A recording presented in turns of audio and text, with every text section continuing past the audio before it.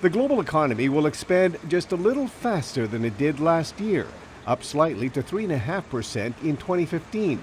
But the IMF's chief economist Olivier Blanchard says growth will be uneven. This global number reflects two main evolutions. The first one is an increase in the growth rate of advanced economies from 1.8% last year to 2.4% this year.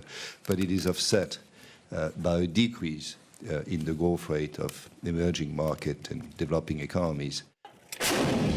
Among the factors affecting growth is uncertainty caused by ongoing geopolitical tensions.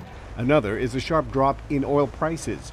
Blanchard says the lower prices may be bad news for oil-producing countries, but he says it's been a net positive for the global economy. If you look at the big oil importers, the US, the Eurozone, China, India, consumption spending is fairly strong, and it's very plausible that that comes partly from the increase in real income coming from the decrease in the price that people have to pay for oil. Other factors affecting global growth include changes to interest rates in the US, Europe, and Japan that have pushed the value of the dollar sharply higher. But overall, Blanchard says global economic risks are decreasing. The main one last year when we met in October was the risk of a recession in the euro area and possibly in Japan.